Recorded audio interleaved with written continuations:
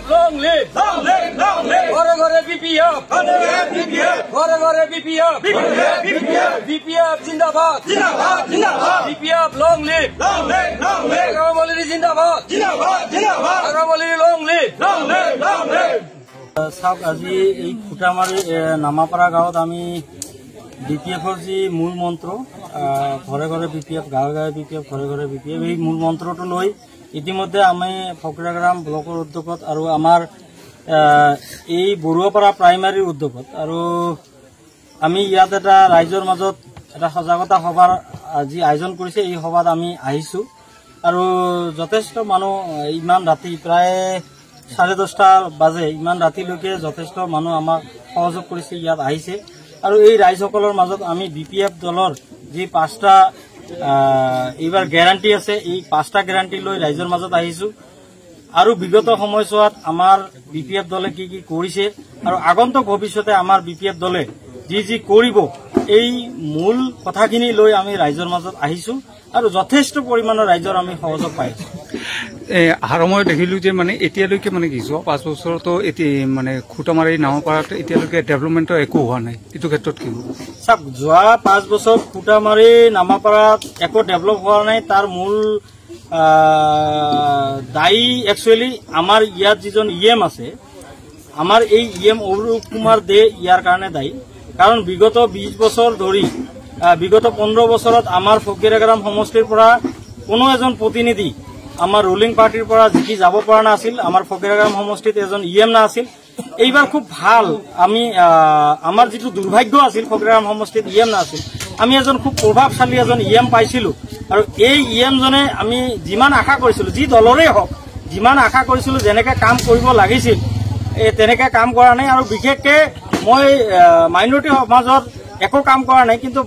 অকল মাইনৰিটি সমাজত নহয় বেছিকৈ হিন্দু সমাজতে যাওক আজি ফকীৰাগ্ৰাম সমষ্টিত অৰূপ কুমাৰ দেৰ আধাৰশিলা কত দেখা নাপাব আৰু সবতকে ডাঙৰ কথা অৰূপ কুমাৰ দে যেটো ডিপাৰ্টমেন্ট সেই ডিপাৰ্টমেন্টৰ এটা মানে যিমান আজি কোকৰাঝাৰ হস্পিটেলত আজি জেনাৰেটৰত তেল না থাকে লাইন না থাকে আজি এইবিলাক হস্পিটেলৰ অৱস্থা যি দুৰৱস্থা আমি হসাকে দুখ লগা আজি একেতে স্বাস্থ্য বিভাগৰ ক্ষেত্ৰত ফকীৰাগ্ৰাম সমষ্টিত যেটো হাৰত ডেভেলপ কৰিব লাগিছিল একো ডেভেলপ কৰিব পৰা নাই যেটো হাৰত ডেভেলপ কৰিছিল আগতে হয়তো আমাৰ এই সমষ্টিত আমাৰ পুৰ্মিলা ৰাণী বাইদেউ কৰিছিল আৰু আমাৰ কোকৰাঝাৰ পশ্চিম সমষ্টিত আমাৰ বৰ্তমানৰ বিধায়ক ৰবিৰাম নাৰ্জাৰী ছাৰে কৰিছে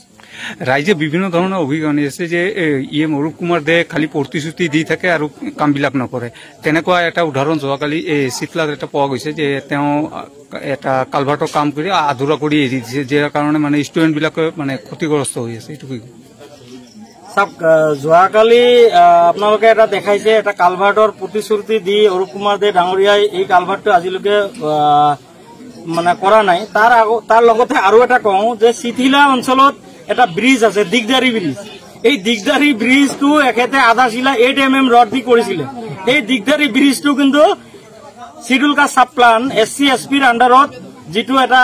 সিসি ব্লকৰ ৰাস্তা আপোনালোকে ইতিমধ্যে গলে তাত দেখাই পাব দিগদাৰী ব্ৰিজটো আমাৰ সম্মানীয় বিধায়ক ৰবিৰাম ছাৰৰ নেতৃত্বত দিগদাৰী ব্ৰিজটো কৰিলে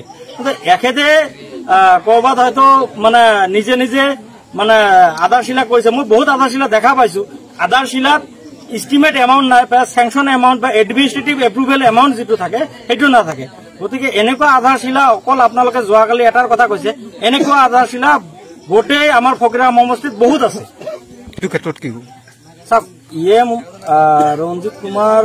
বসমদৰী ডাঙৰীয়াই যেতিয়া প্ৰথম হল তেখেতে একদম ডাঠিকে কৈছিল যে উচ্ছেদ হবই আৰু যেতিয়া লাহে লাহে লাহে লাহে দিনবিলাক বাগৰি এতিয়া মাত্ৰ হয়তো 2 মাহ আছে বা 3-4 মাহ আছে এই সময়ত এখেতে কৈ আছে উচ্ছেদ নহব তো ইপিপিএল দলৰ যিজন সাধাৰণ সম্পাদক এখেতে কৈ আছে উচ্ছেদ নহব